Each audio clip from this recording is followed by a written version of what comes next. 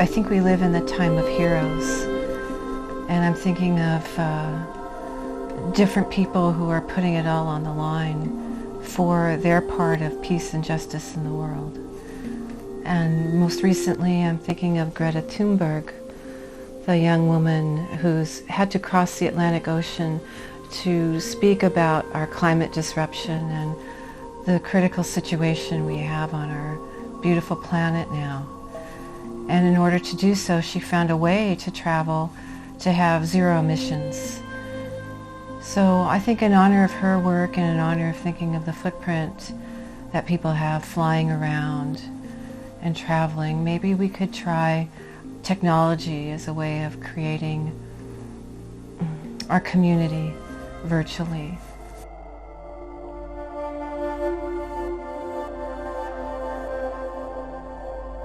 So it was about animals as the first teachers and the first weavers, and the other beings besides humans who weave to make their homes. So you have the spiders, of course, and you have the birds who weave their nests. And it's said that Sasquatch weaves dwellings and mats. So there are many people other than the human species who put things together in their daily lives. So I wanted it to be a reminder of that and the mysteries that come out of making and putting things together.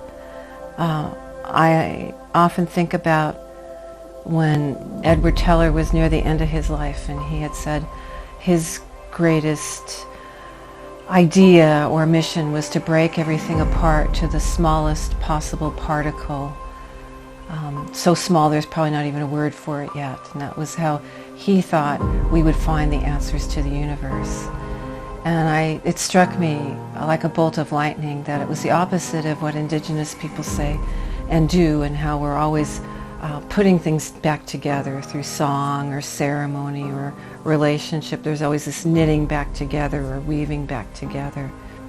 So it's a diametric opposition through who we call one of our greatest minds of our century, who brought us not only the nuclear bomb but the hydrogen bomb, the great omnicidal tools, the legacy, the largest legacy of humankind, when really it's the work of keeping things together and rebuilding every day that is our true security and our true survivability.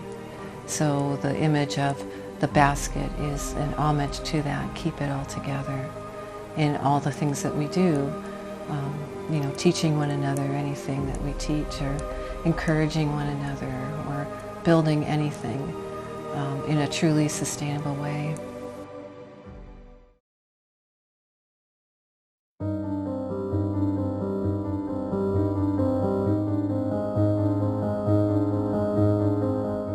There were a number of murders and violent acts, and I had witnessed many of those before I even began kindergarten. And it leaves a really huge impression on a person. And I remember even, nationally, one of the first major events was the murder of John Kennedy, and then the murder of Dr. Martin Luther King, and then Bobby Kennedy, and then the community murders that were happening all around, and violences, and it just seemed like everything was a war zone. And a few years after that, going to San Francisco with my parents, I was still very young, and seeing young people walking across the Golden Gate Bridge, the entrance to the Golden Gate Bridge, silently, and as a protest or an action for peace from the Vietnam War. And those things left a really huge impression on me. From there was the so-called Cold War and MAD, mutually assured destruction. So war and death and excessive unnecessary violence has always been, I think, something that's been a feature of life for someone my generation, and others perhaps, I don't know. When I went to work in the Southwest United States in 1994, I was at a tribal college and meeting people from many different reserves and reservations. And the area near where I lived was the birthplace of the nuclear bomb, one of the birthplaces, the Los Alamos National Lab. And knowing people from the northern pueblos and going to their homes for different ceremonial occasions, you would talk to grandma and grandpa and uncle and auntie and learn about the lab and its history and what it was like from those in the direct line of impact who lived in those places, how it affected them in their daily life and changed their daily lives and brought in a whole nother culture of secrecy and extreme violence. I think of Corbin Harney from Western Shoshone, and he had categorized it as, quote, "They had taken our land and used it to destroy the rest of the world." So in many ways, the question of the bomb and what we now understand as omnicide, meaning the ability of a tool to kill all living things, is such a big part of my consciousness, my generation's consciousness. I don't know what it's like for younger people, that there's no way to not talk about it. There's no way to not think about it. So I took, I mentioned earlier I really am not a good traveler, but I felt really compelled in my heart to go to visit people and places. And from there I had a series of thousands of photographs and notes and transcriptions and interviews and poetic work. Much of the work I had done that was documenting people's stories wasn't really received well from powers that be.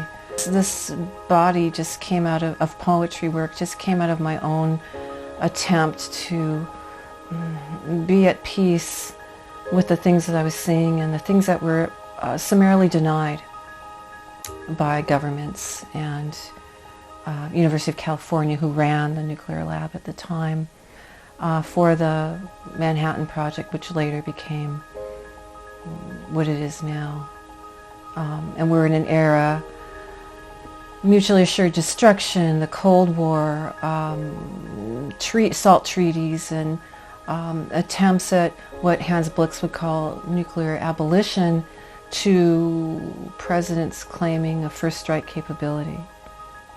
And I'm kind of surprised we're not more upset about those things or more active around those topics.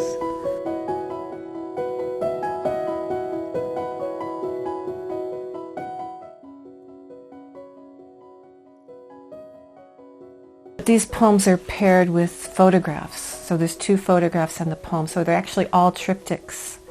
2 are visual and 1 is words, and speaking would be the 4th, and then your response would be the 5th, right? So all of those things are considered the set for each of one of these poems. And hopefully they're a way of talking about the thing, you know, the machine was supposed to make everything egalitarian and peaceful, and no one would be hungry, no one would be suffering anymore. But that's not what happened. I wonder if it brought more suffering and more of a sense of delusionment and futility and loneliness for the human species, in that, do we even talk to the animals anymore? Do we even understand our plants and how to truly survive with one another and help each other survive? The machine, as humans have used it, has become hyper-rapacious, meaning taking more than we can ever replace, leaving us really with nothing, with an extreme sense of poverty.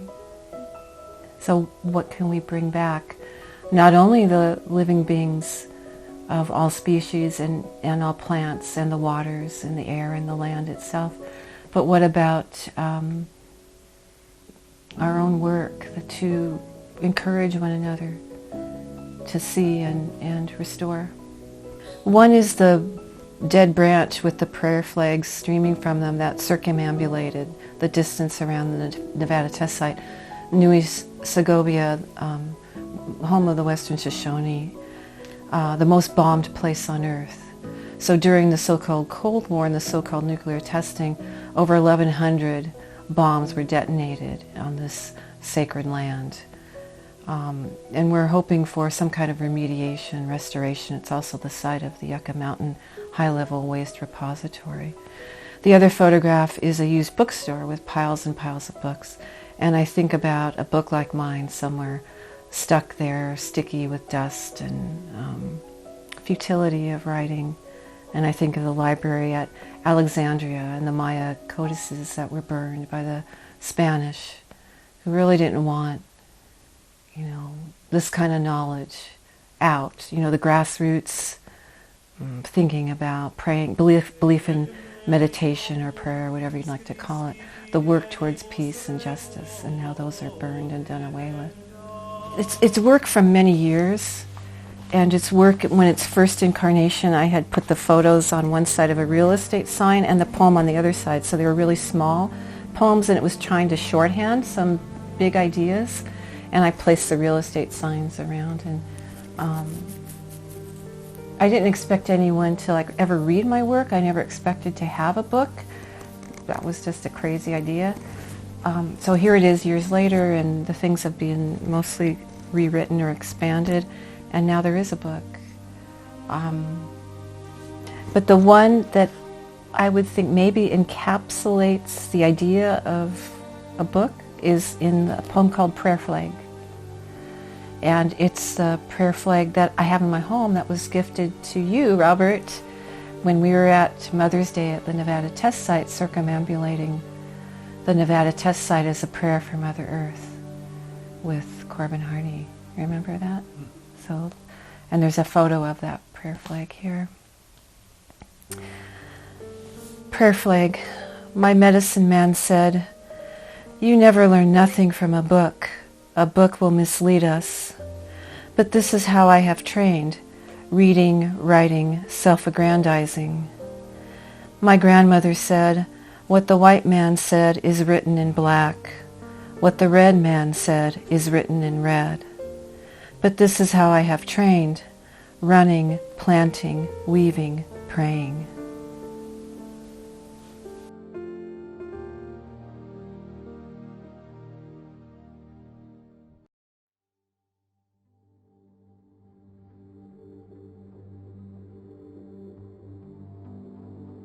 I grew up in South Central Los Angeles, and my sisters and I would take the bus to the beach and walk, because we were a walking family. We walked everywhere. And the ocean is, a place where you can have restoration and healing. It's always there, and goes into all of your body, your hair, your skin, and it stays on you after it dries in a salty mineral film. And the sun, tanning, and just all that big supernatural medicine. And it's the place I went upon my mother's death, and my father's death too. So it's always there, someplace upon whom we can rely. I think words are really powerful. The things we think, the things we dream, the things we want to dream, our fantasies, our illusions, our hopes for tomorrow, the big sign, peace on earth. Yeah, come on, peace on earth. And, it's not a trite little thing. It's like the more we do and the more we say, no matter how small, is really kind of huge.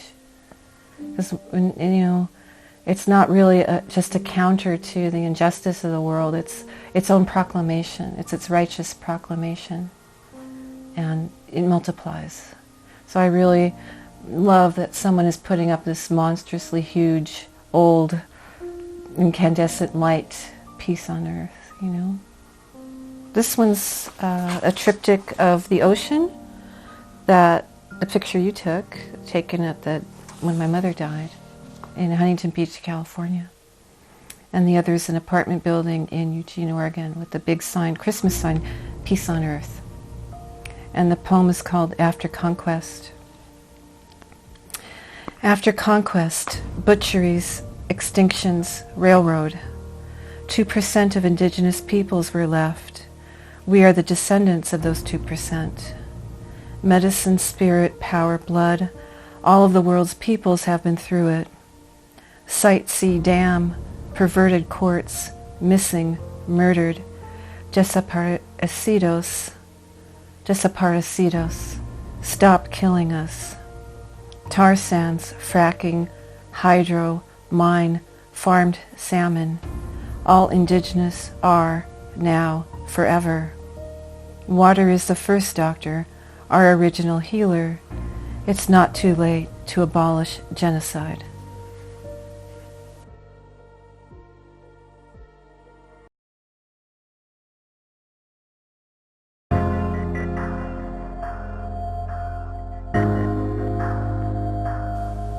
People lucky enough to scrape up a few dollars, $20 for a night, $18 for a night at the Spruce Tree Lodge. So it's home outside of the Western concept of the middle class experience of what home is. So many of the themes in this book is home, and where is home, It's, in a parking lot, or it's behind a hotel. You can't even get the hotel room. Where's home anymore for people? All the resources went to the bomb, and that meant those resources that would have gone for a free education for all, healthcare, justice concerns, victory gardens, maintenance of the wild, sacred, and good, went to war and killing. And we're in the result of that. Plus, and there are many military surplus stores when I was growing up. They were everywhere. And it would be stuff that was left over from war. The actual fatigues, canteens, knives, anything you can think of were in those stores. Netting, remember those? You don't see them anymore. And so he was opening one up, and it was trash, the leftovers from the Los Alamos National Lab. And it was just this huge military building filled with what's considered waste or garbage or trash. So you'd have plates from the mess halls, or pens that don't no longer write, or gauges of all types, lamps. He was a very interesting gentleman. He was very much for the abolition of the nuclear bomb, and really the dispersal of community funds, known as our taxes, for the needs of community. So his store, which had a huge missile casing outside of it, along with a peace flag, was all about that, questioning what we're doing with our community chest and our social contract to take care of one another and to love one another. I greatly admired his work because he was right there in the heart of it and spoke out very cleanly and plainly about the need for true peace, and the true peace that begins at home. And his work reminds me so much of work of many others, including Hans Blix for nuclear abolition and Tewa Women United, who were rightly and justly looking at the source of violence that creates our overall culture of violence, and how that just has to be transformed to transform the beast. And the photos are Blue Spruce Lodge in Gallup, New Mexico, and the other is dented sterno cans that were at the Black Hole, the store Edward Grothus had in Los Alamos of the military surplus. It's called Try to Survive, No Vacancy. Tiny Blue Spruce Lodge, where a medicine man appears, always walking fast towards. You always stop because his eyes lock onto yours. Everyone sees him. He will speak to you in an archaic language, and you converse. Secret whispers between you, anyone might hear. Spinning dust whirls wash the air. Holiness as old as hills, rivers, ravines. Witnesses, some with knowing looks, breathe in the blessing or give themselves a sign of the cross. A veteran code talker lives in the alley, behind. Rusted steam heat radiators clank with the faith and persistence of a ghost. Hear me, I am cold, I am cold. Dented stack of sterno cans, Cold War remnants. a promise of warm food, a banquet, a party, congratulations somehow. But I am tired and fed up. It will only end with me.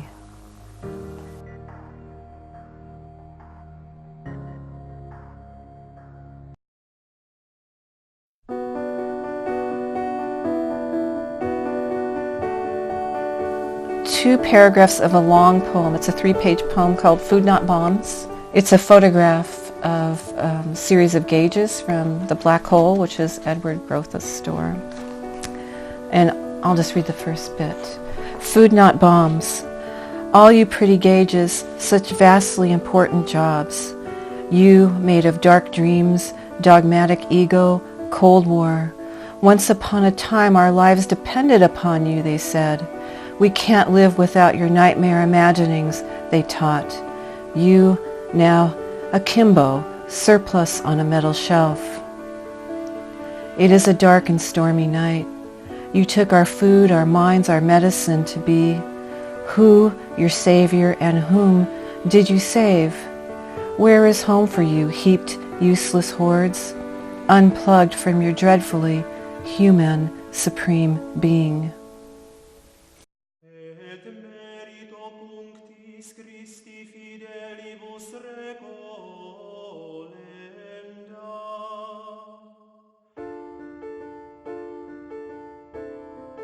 Well, this one is like the cloudy sky, the thunder beings starting to get together, and a saint from, is it San Javier de Blanc? This is the reservation that's refused the wall, and they refused to turn back people who were crossing the desert from different countries in Central and South America to come into North America for jobs, to feed their families. And it's that First Nation there on that border of southern Arizona. And they have that sanctuary church there, but this is the saint from that sanctuary church. And it's about where is your spiritual faith, what to do when your prayers seem to not be working. It's called Ecstasy, as in the ecstasy of St. Teresa. On my knees I look from this hard dirt floor up to you. You look up from your splintered wooden stand to the painted ceiling. Roof consumes the unbearable heat and watches the stars. When I die, my water will transform to bits of clouds. I'll help make a flower, food, medicine. A bee will labor, knowing it's all up to her.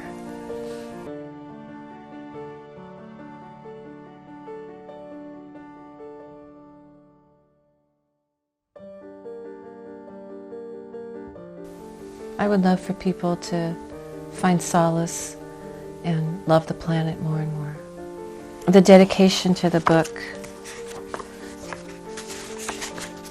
It's very short, but it took me a while to say what I really wanted to say because of that shyness about dreams and hopes.